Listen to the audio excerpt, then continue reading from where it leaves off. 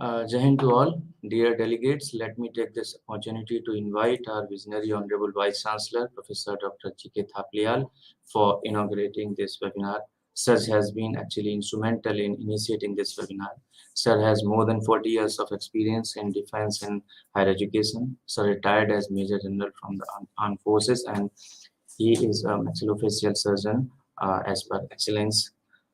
He has been conferred with several prestigious awards, including Sena Medal by the President of India and Lifetime Achievement Award by the Association of Oral and Maxillofacial Surgeons of India. He has headed Department of Oral and Maxillofacial Surgery at DRDO Delhi, FMC Pune and Delhi, and he has also led the maxillofacial team at the UN peacekeeping mission hospitals in Cambodia. I now request our Honorable Vice Chancellor, sir, to join us and to guide us. To you, sir. Thank you. Okay. Thank you, Dr. Mukul.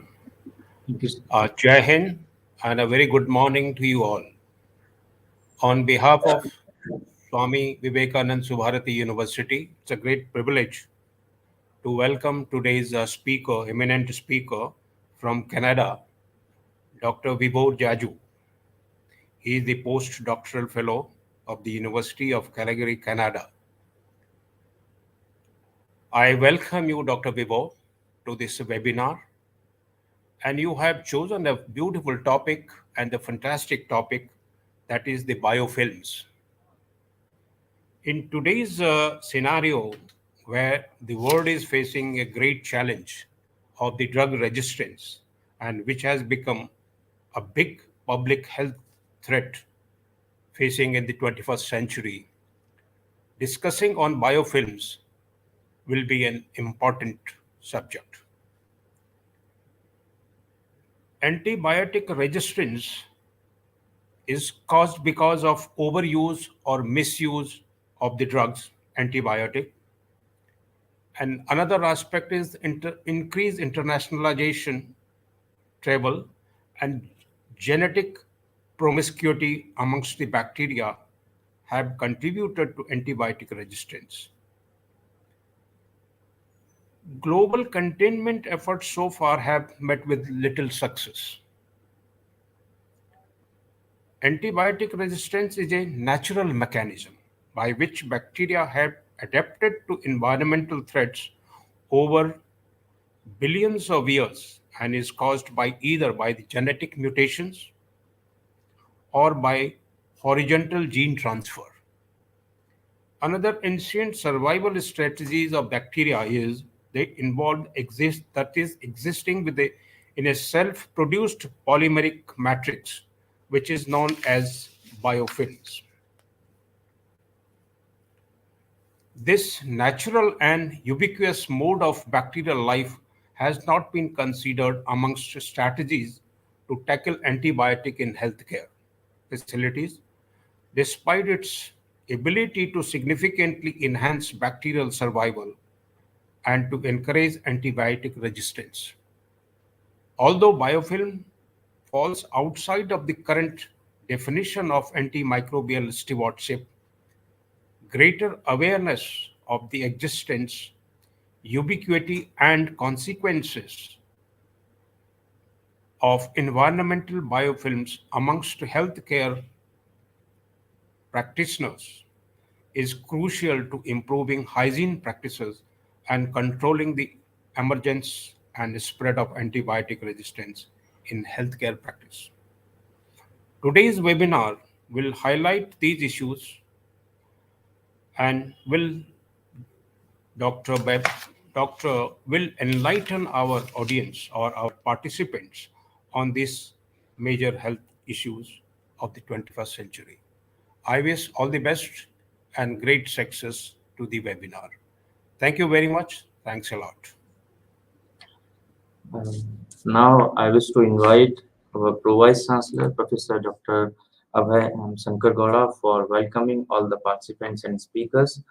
Professor Shankar Gowda is a professor of Yoga and Naturopathic Sciences, and he is presently Dean and Principal of the Subharati College of Yogic Sciences. Sir, please join us.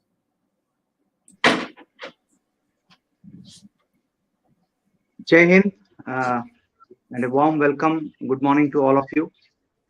It is a wonderful topic today, which we are discussing. And I welcome our Honorable Vice Chancellor, Dr. G.K. Thapliyal, sir, retired Major General, who has already given the inaugural note.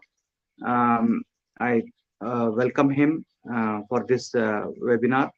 I also welcome our guest of today's topic, that is diffusion in biofilms, Dr. Vibhor Jaju from the University of Calgary, Canada, who is here with us to deliver this lecture. And also, I welcome Dr. Mukul Kumar, Joint Director Research of Swami Vivekananda Subharati University, who is organizing this session.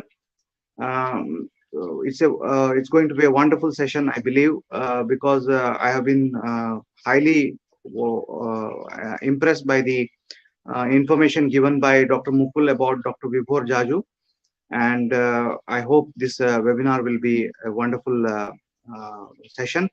On behalf of Swami Vivekananda Subharati University, the management of Swami Vivekananda Subharati University, I welcome all of you. I welcome the delegates who are, registered and who are participating in this webinar.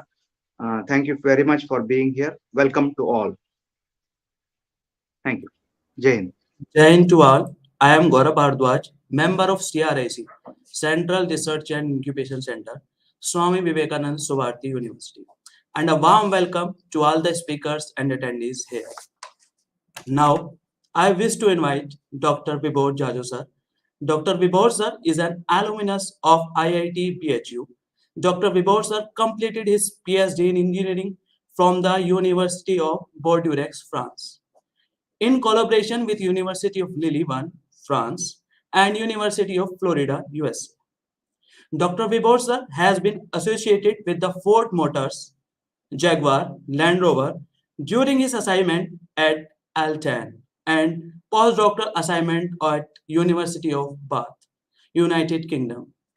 Dr. Vibhor sir is now postdoctoral researcher at University of Calgary, Canada. Now, I request Dr. Vibhor sir to join us and enlighten us with his deep knowledge and exposure on biofilms. Hey, thank you so much for the warm welcome, and I'm really glad to be here. As said by respected Vice Chancellor, biofilm is an important topic for today, and as we are seeing in current times that medical industry is growing very fast, and we have seen infections cases, especially in the second wave in India. Current topic is about biofilms and how these biofilms are basically the cause of infections all around, a big part of the infections, as well as what's going on in the current research scenario. I'm going to present some of my work, some of the literature work, as well as part of it, and biofilm has been studied mainly from the biology side people, and current work, this presentation is from a perspective of engineer. So an engineering way of solving the problem, and this current work try to tackle. So my today talk is basically, I have divided into 4 parts. The first part is what is biofilm and why biofilms are important, and I will be starting with from the very basic part, and how do the biofilms grow in nature, as well as how do we grow it in laboratory setup, and how much they are, how biofilms grown in the laboratory setups are close to the nature cases, and how as an engineer we are tackling the biofilms, the diffusion part, and what are the limitation of these studies of biofilms. So, coming to the first part, what is a biofilm? Biofilm is nothing, is just a collective of one or more types of microorganism that can grow on any kind of surfaces. Microorganism that can be bacteria, fungi, protists, or anything. Uh, if you see on the right side of the picture, a biofilm basically start from the single cell and forms a goes to a cluster, to a aggregate, and forms a microcolony. Uh, it's more like bacteria come together, stick together, and form a more defensive wall against anything outsiders. Bacteria uh, can be of any shape and sizes, but most of the work here presented is done Pseudomonas aeruginosa, that is a rod-shaped bacteria, and it's of size of 2 to 3 micron in average size of the bacteria. It grows, and it is one of the main bacteria that cause infection in cystic fibrosis in lungs. This is one of the major bacteria that causes that infection. Uh, we will be discussing some other bacteria similar to this as well, but the work is irrespective of the bacteria type, but more about how the biofilms are tackled in current scenario. First part is why biofilms studies are important. So the biofilms have been implicated in a variety of health conditions. Microbiofilms are associated with and impact the 75% of all infection. Effect of biofilms are primarily seen in 4 ways. That is drug resistance, genetic chronic infection, modulation of host immune response, and the contamination of the medical devices. Biofilm lifestyle also enhance survival of microorganism in the adverse environmental condition. It basically means that even if we prescribe antibiotics, the biofilms can survive that. Biofilms become resistant to antibiotics and other major disinfectant, so it's hard to treat. They can grow on implanted medical devices such as prosthetic heart valves, joint prosthetic catheters, pacemakers, and lead to infections. This is one of the examples you see on the left of the picture, that multiple implants or medical devices it can grow on and can cause issue. The bacteria that I was talking about, Pseudomonas aeruginosa, is the primary cause in the lung infection patient with cystic fibrosis. Compare biofilms, though, also can be beneficial in other uses, in industrial uses, such as in the heavy metal industry, where it can remove or degrade the harmful compounds, as well as in the fuel cell industry, where bacteria can be used by biofilm to convert organic waste into electricity. Today's presentation, we will be going more towards the medical side and how we are going to tackle biofilms in the medical part of it, and how the antibiotic susceptibility of a biofilm exists. Let's take an example that why these kind of studies are important. Suppose you are inventing a mouthwash and you have a dental plaque, a roughly hemispherical patch of dental plaque that can be estimated with the data provided. And we have a dental plaque of 260 micron. Then a simple question of that: how long must one rinse with a mouthwash containing chloroxide to have the antimicrobial agent penetrate down to the tooth surface to underneath the center of the plaque, so that the dental plaque can be removed. If the dental plaque will not be removed, it can generate acid that will cause infection in the gums. So these are simple questions that is important in to study the history of biofilms. Biofilms affect our health very much.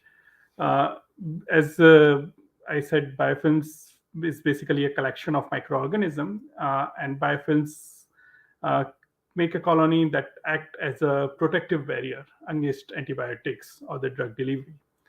So even if we have antibiotics against a bacteria that works, penetrating the antibiotics in the biofilm is generally not that easy. Even if a certain antibiotics is able to penetrate the protective film, in order to work well, that antibiotics also need to have some kind of motion, some kind of cellular activity. And in biofilms, bacteria become dormant, inactive, goes into hibernation kind of position, and so antibiotic approach gets limited again. So diffusion become a very important process. It becomes a critical for moving the antibiotic solute towards or away from the cell surface, because diffusion is a rapid phenomena over short distances. The figure on the right you see is an example of Pseudomonas aeruginosa, starting with the biofilm, Pseudomonas aeruginosa, and the yellow part is basically the antibiotic particles that are penetrating in that biofilm. And you can see as with the time progress, antibiotics are penetrating in the biofilm and tackling against the bacteria in the biofilm. Let's come to our next part, is growth of the biofilm. That how we are growing biofilms in the laboratories, and how the biofilm grow in general in a nature in any way. So moving towards this part, in the growth part, I would say biofilms have like 4 factors basically that depends. Biofilm growth is dependent. One is biofilm produce the extracellular polymeric substance, access of nutrients. Bacteria is a live thing, so it also requires nutrients. Environmental condition like oxygen, temperature. All the bacteria have a very specific requirement for condition to grow. And shear creep compliance or the shear stress is more of a mechanical properties or the mechanical activity, mechanical flow that is present in the environment.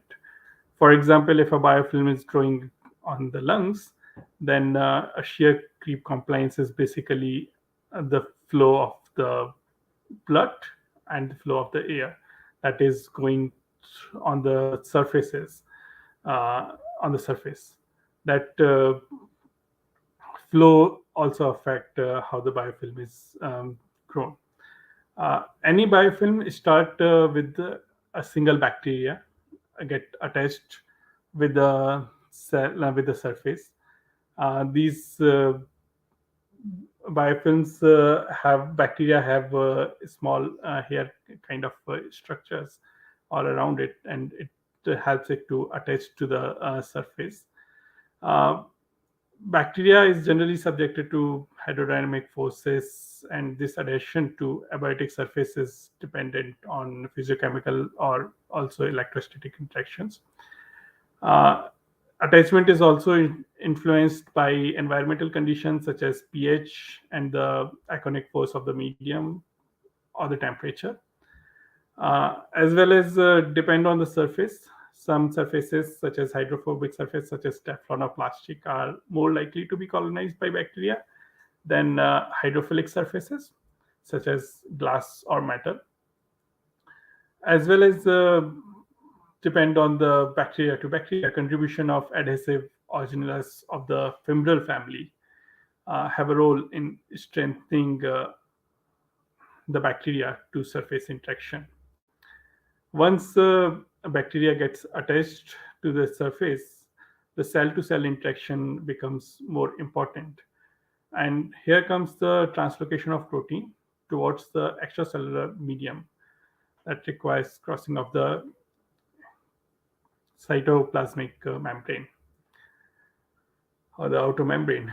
In some cases, there are different agents that we use in lab, such as antigen 43 for E. coli biofilm, that is a self-recognizing surface autotransporter protein that promotes cell-to-cell adhesion.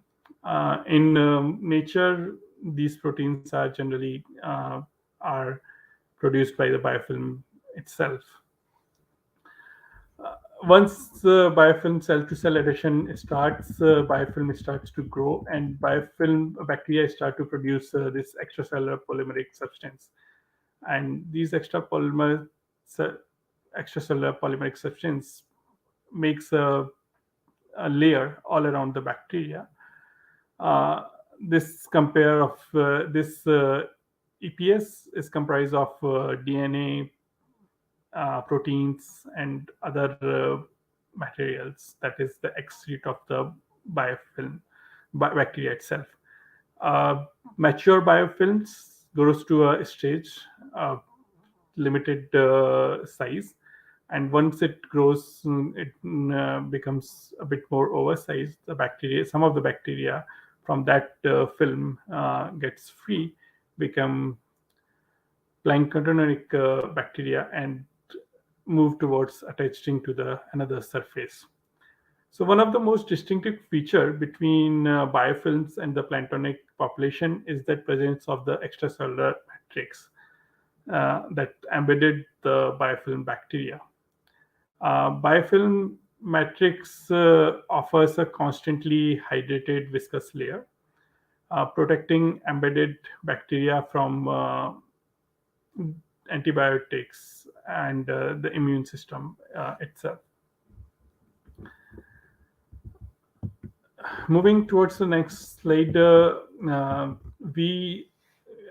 are multiple methods of growing biofilm in lab environment. As I said, some bacteria have very specific requirement in terms of the temperature, pH, and the access of nutrients. So one of the major part we tried is different shear reactors from the zero shear environment to low to moderate to high shear environment. Some of those biofilm reactors are in-house made. Some of them are commercially available for the biofilm studies all around the world. So going to the basic, that biofilm formation begins when free-floating microorganisms such as bacteria come in contact with an appropriate surface and begin to put down roots. So the first part is inoculation of bacteria and starting of the biofilm. I will be talking about all these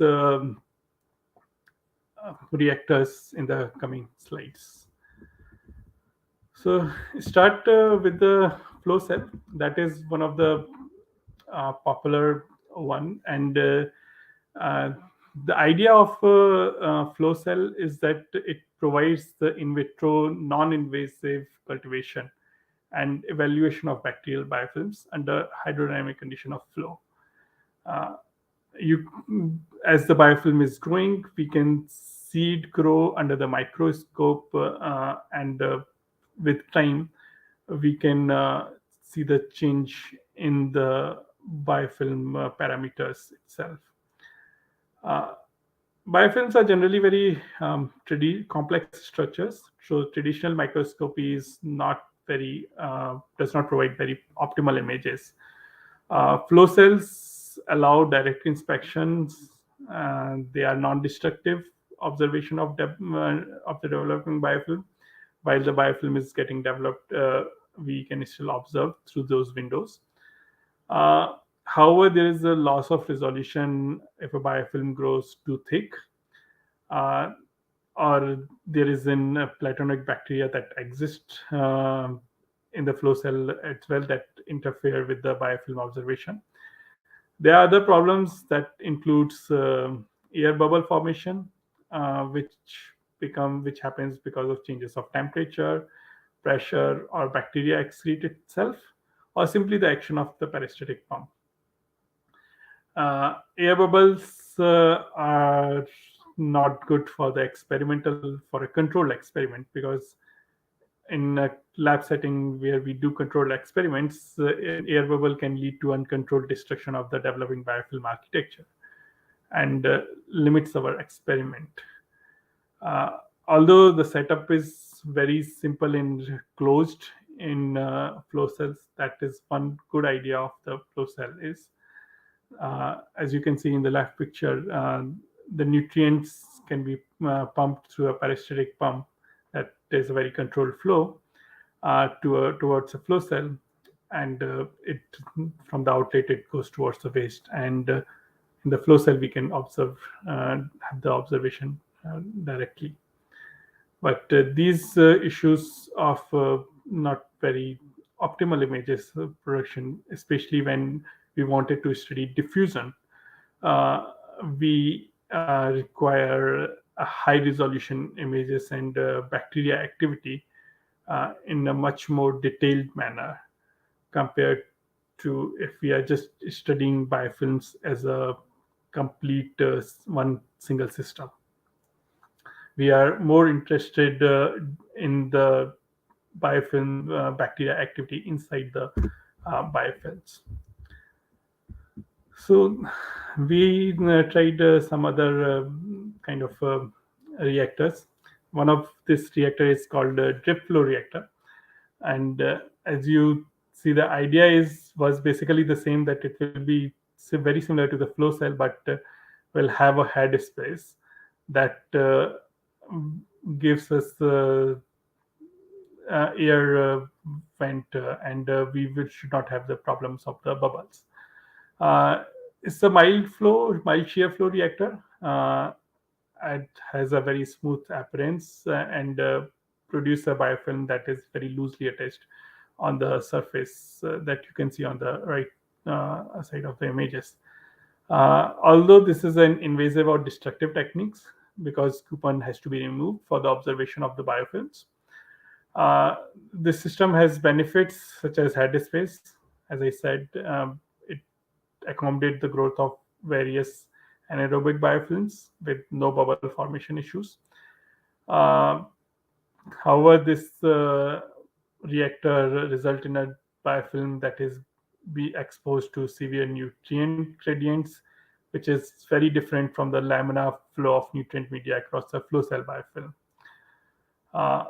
There is a heterogeneity of biofilm development on the coupons. It is also not an ideal for visualizing biofilm by confocal microscopy. The biofilm grown in drip flow reactor is good for using efficacy testing of disinfectant or antibiotics, but still it's not a very homogeneous system, homogeneous biofilm that it produces. The idea of our work that we want to study more of a bacteria activity in the biofilm, and it does not solve the purpose in a great way. Another reactor is called rotating disc reactor. It is basically a Teflon disc containing recesses for removal coupons. So it provides a better surface for bacteria to grow. Basically, bacteria is inoculated on these coupons, and this disc is rotated with the help of a magnet, and it's a medium to high side shear flow reactor. The advantage of this reactor is that coupons can be removed from the reactor vessel, and we can collect for the microscopy imaging. It produces multiple identical biofilms on the removable disc, make it ideal for studies involving testing of antimicrobial compounds. And a variety of materials can be compared in similar conditions. So we have a good amount of sample for this study. Constant shear stress, field shear stress, and feed flow rate can be controlled. They are designed especially for laboratory evaluation of biocide efficacy, biofilm removal, or performance of antifouling materials. These some of the work are done on this. Although this is a destructive technique, but production of a large amount of continuous biofilm that is very regular and reproducible makes it much easy to study. The next is Cdc Biofilm Reactor. Cdc Biofilm Reactor is a commercially used by in US. It holds 24 coupons that are called carriers and can form biofilm within 24 hours. While other reactors takes a few days, from couple of days to a week, for formation of biofilm. The Cdc Biofilm Reactor is one of the fastest biofilm reactor commercially available as well. These are high shear stress reactors, and previously it has been shown that high shear stress biofilms are most difficult to inactivate. So even though this is we have to remove the biofilm from the coupons, the idea that biofilm remain active, it remain active and does not get destructive, does not destruct itself while in the process of removing from the coupon, it provides the best model for us, and it is used very much in industrial and clinical settings. After 24 hours, basically, we remove the coupon and we can see the biofilm for whatever application that is required. Another and the last method is pellicles, staining pellicles. Staining pellicles is a very old method and one of the easiest methods to form a biofilm.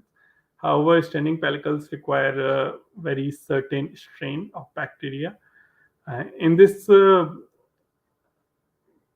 case, bacteria biofilm forms on the surface of liquid to air, and liquid is basically the nutrient media. They are more thicker biofilms that can survive on the liquid interface. However, they take time.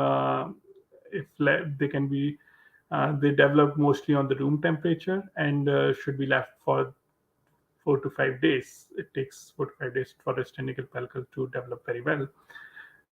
They can be removed from the top and can revert to the planktonic state because they are very fragile though. There are multiple methods we can observe these biofilms, such as inverted optical microscopy, blister angle microscopy, SEM, or AFM. So the next is we will be going towards the topic how we are observing these biofilms and how what the reason and how we are doing determining the diffusion in the biofilm in an experimental manner. Biofilm imaging is one of the hard thing. As I said, biofilms are colonies, so they are bacteria comes in abundant manner, and biofilms also have a lot of interface, such as EPS present as well as platonic bacteria that can interfere. the observation. So what we'll be talking about different imaging method of the biofilms that has been used for this purpose, and what different methods are good for what particular purposes in this study. So biofilm imaging is simply, if I say, optical microscopy is the easiest way, and they are used to detect biofilm since long time.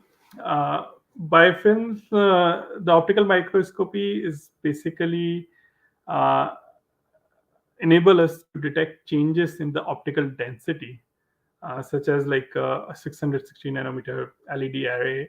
Um, if we put it on biofilm, then we can measure the transmitted light and the change in the transmitted light. The challenge is to detect the light signal at the surface while avoiding the interference by the bulk water. So uh, so that we can increase signal to the noise ratio, and this way we can change the biofilm density and how the biofilm is growing as a bulk. Optical microscopy is good in determining the growth of biofilm in a bulk manner, but not as tracing the single particle or single bacteria in the biofilm. Thus, we need certain dyes so that we can uh, see the individual bacteria. So fluorescent staining is a common tool for both quantitative and qualitative assessment. Common practice is using of specific dye for live and dead bacteria. Although it's a challenging method, but staining is still the most widely used methodology that is being used. Bacteria are embedded basically in a self-reduced soft extracellular matrix. So in liquid, the imaging is challenging. It's a common tool, and it is being used that first dye is biochemically modified for the viable cells or the live cells, followed by the production of this green fluorescent product. So the green dots that we are seeing are the live bacteria. Second dye is generally propadium iodide or ethidium bromide for bacteria such as Pseudomonas aeruginosa that penetrate through the damaged membrane of the dead cell and forms complex with the nucleic acid and provide red fluorescence. We can detect that live to dead bacteria separately, and can track bacteria in a much more efficient manner. As you can see, if we are not staining the EPS, the extracellular matrix, polymeric matrix, or even the dead bacteria that is of no use of us, we can track the live bacteria and understand the bacteria motion inside a biofilm. Bacterial cell recognition, although with these um, so, yeah, with this method is harder. That's why there are other methods that we use uh, for the tracking of the bacteria, and that certain bacteria are stained. Very few bacteria are stained, and are presented in a bright field microscopy. As you can see in these images, that particular bacteria can be stained and can be traced back. And with these tracing of the bacteria, what we can calculate is the mean square displacement of bacteria motion. And once we have a bacteria motion over the time, we can average out of multiple bacteria over in a biofilm. Although biofilms are complex structure, but we can average it out as all the MSTs, mean square displacement, over time, and we can calculate the diffusion coefficient as the slope of MST in a log-log graph for calculating the diffusion coefficient. This way we calculate the diffusion parameter that was required for our work experimentally. We can also get a 3D structure of a biofilm with the same methodology with the confocal laser scanning microscopy. And with this technique, tracking of nano-sized particle with the fluorescent microscopy, and we can calculate the diffusion parameters, embedded particles within the EPS. This method is good for quantifying the effect of antibiotic treatment, because as if we know the bacteria movement inside a biofilm, as I said, even if earlier, even if we can penetrate the antibiotic in the biofilm, this motion is essential for treating biofilm by an antibiotic. Moving towards the next part, in some cases when bacteria are required to be detailed part, the other method that we used, but not for specifically for the tracking purpose, is atmospheric scanning electron microscopy. It's inverted SEM, and this inverted SEM provides us a much better picture of the biofilm, and we can, for the short term, we can see and understand the biofilm phenomena and much more clearly. In this method, electron beam passes through the window and is projected up onto biofilm immersed in the solution, and it can penetrate to a depth of 2 to 3 micrometer. Backscattered electrons are captured by a PSC imaging detector, and it allows an inverted SEM to observe wet sample from below, while an OM optical microscopy simultaneously observe it from the above.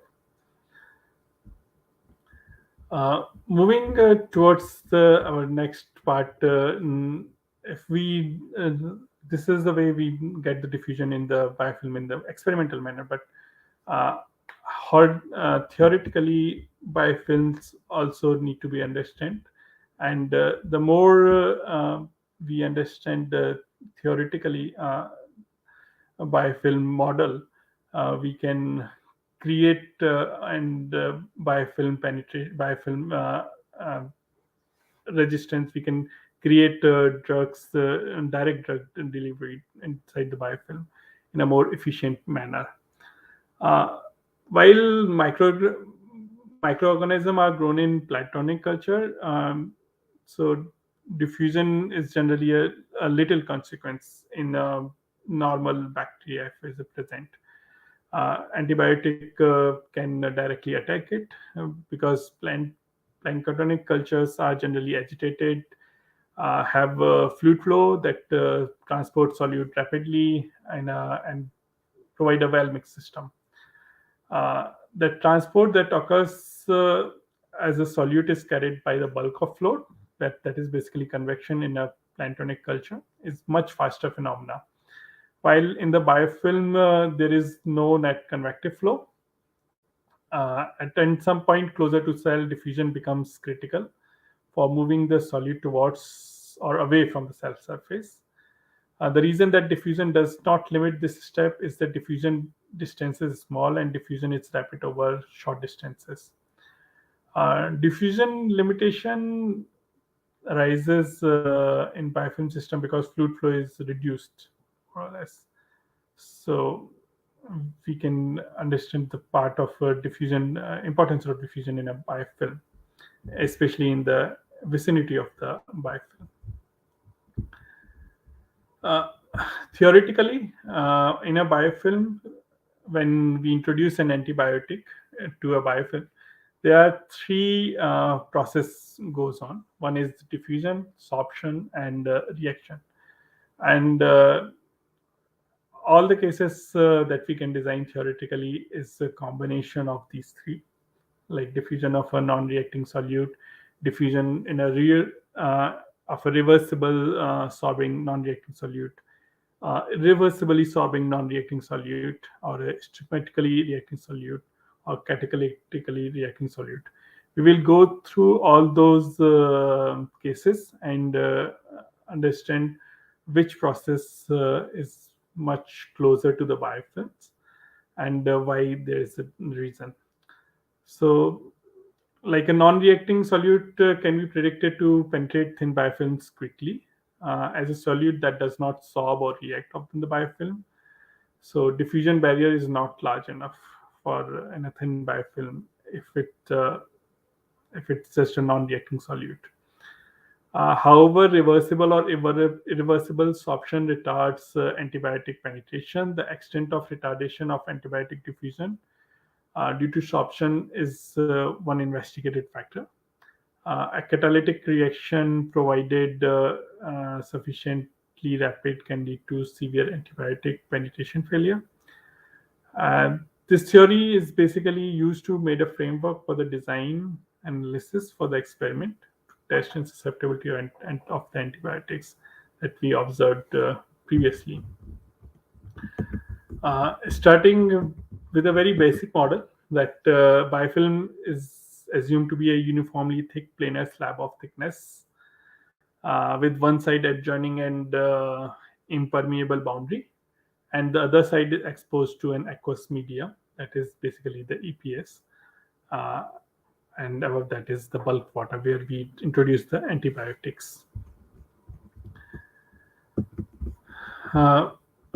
Moving towards next step, biofilm is basically three parts. One is a cell.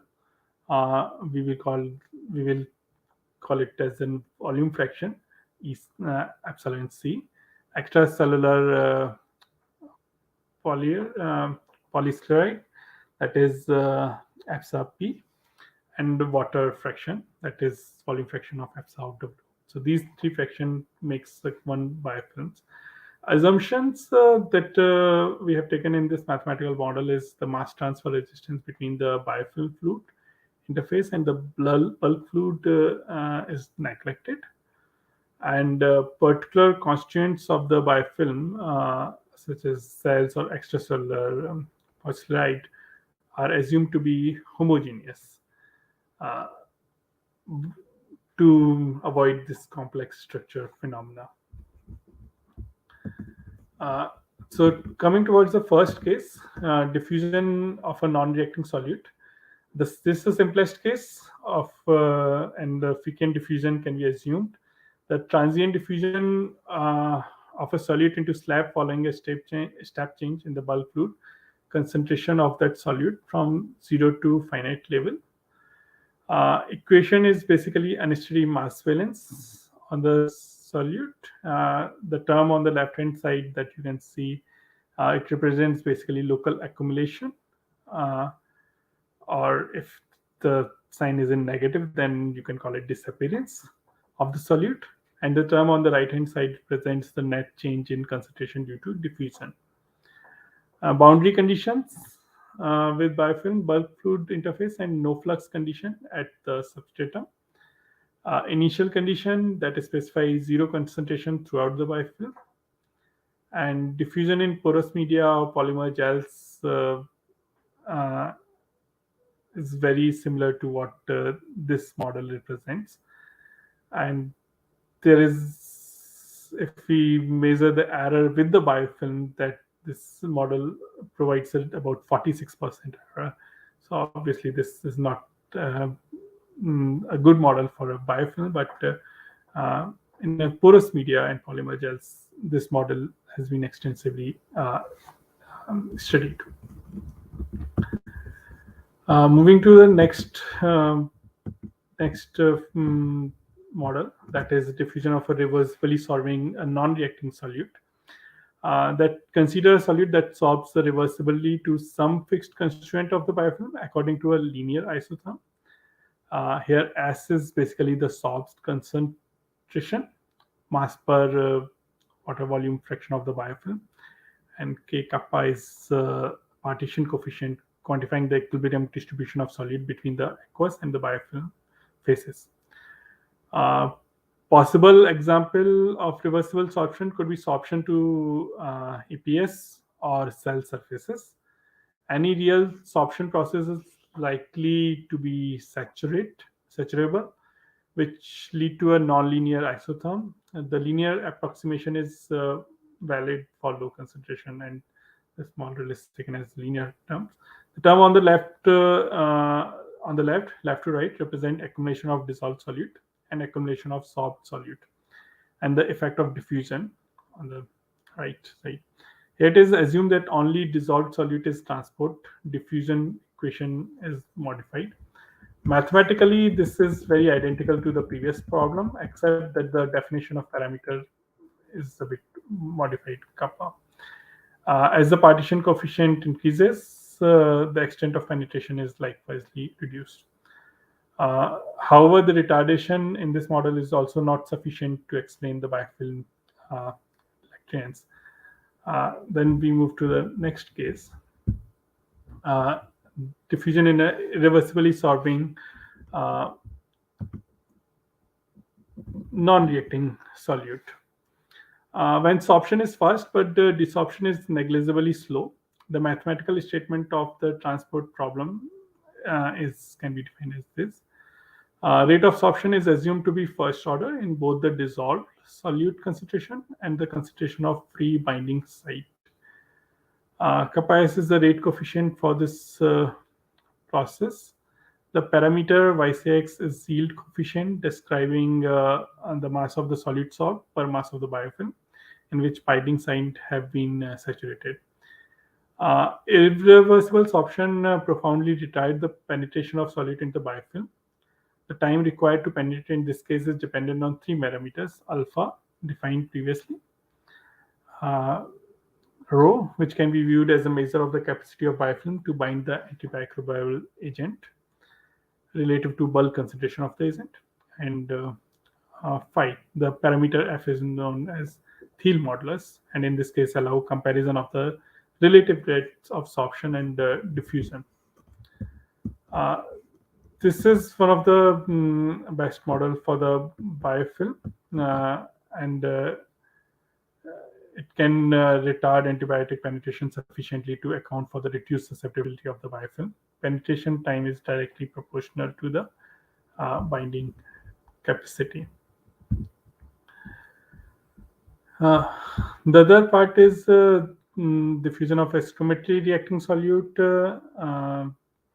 The case where antimicrobial agent that is neutralized by a chemical reaction with the biofilm in a schematic manner, identical to the preceding case of irreversible sorption. The only difference is more of a conceptual one.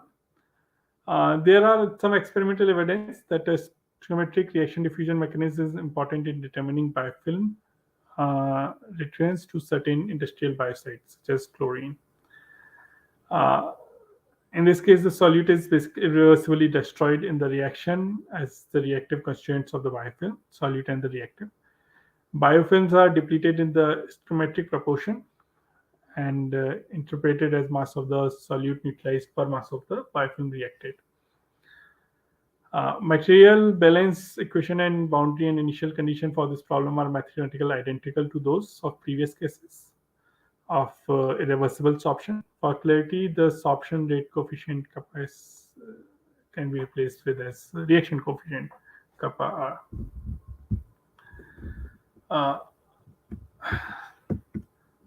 So this is simply the equations of a catalytically reacting solute, in which same the solute is irreversibly destroyed, but the reactive biofilm is not.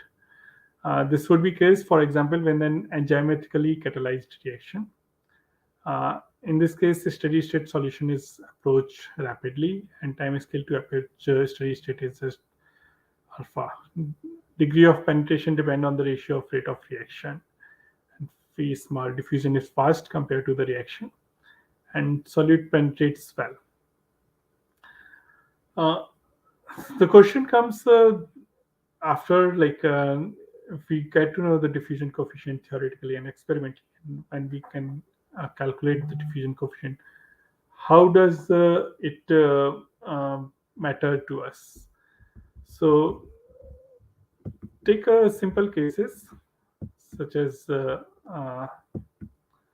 this, that penetration depth, if we want to know, of a reacting solute in a biofilm is given by basically 2ds by kappa, where S is the solute concentration, D is the diffusion coefficient. So if we know the diffusion coefficient, we can very easily calculate the penetration depth by simple terms, or the product that is required, so that we basically know the concentration of antibiotics that we need to provide.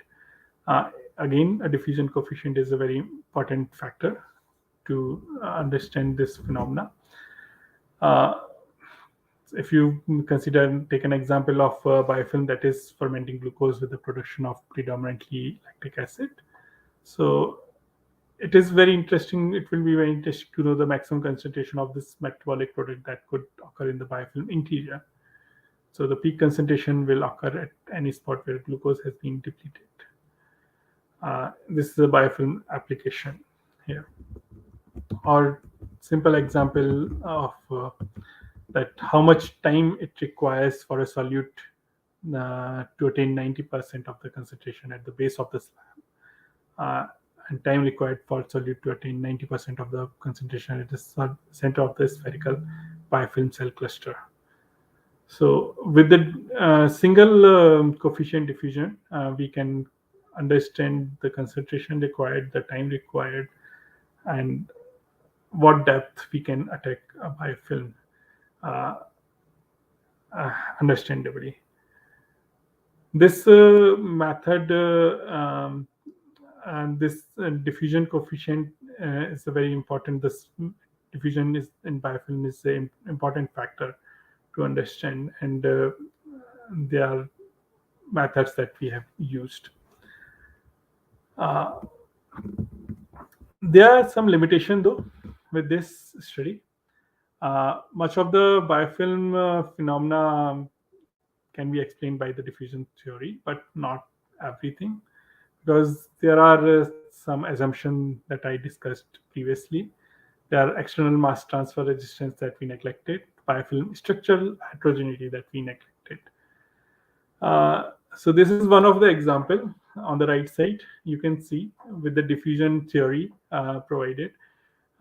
You can see even if we provide what is the required antibiotic activity exists, you can see all the red parts as the dead bacteria, and the green parts as the live bacteria, live microbial colony. And even if a single bacteria remains alive, they can grow again. So it's not a foolproof theory we have as a diffusion theory, what we have, but it provides a good understanding that how the we can use antibiotics in a more efficient manner to tackle the biofilms. There are some also biological question exist as well, that bacteria in the cluster interior are generally nutrient starved, and they become less susceptible by the virtue of their growth state, so they become just persister cells. And well as it's basically a colony, so quorum sensing signal accumulates in the cluster interior, and it triggers expression of protective genes that we do not consider in the diffusion theory. I want to end my presentation here with a small note that we are studying biofilms in a diffusion theory, and constant understanding we are improving towards. Thank you. Thank you, sir. Thank you. Now, I would like to invite Dr. Mukul Kumar Sir, Joint Director, Research, for extending gratitudes to the speakers and attendees.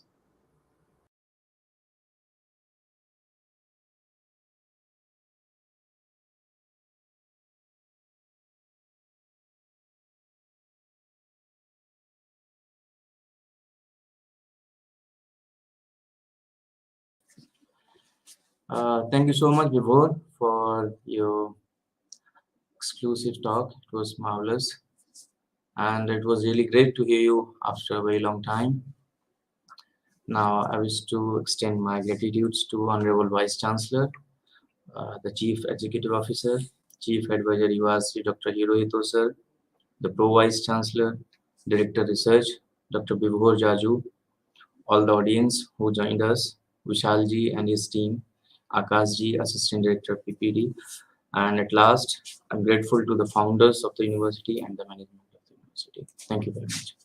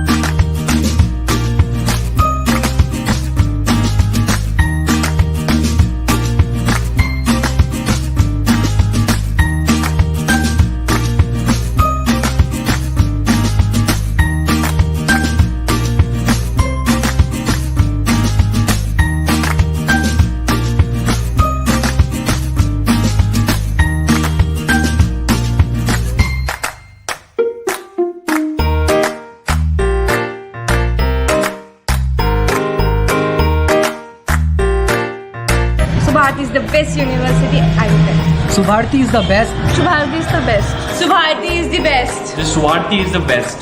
Subharti is the best. Subharti is the best. Subharti is the best. Subharti is best. Love you, Subharti.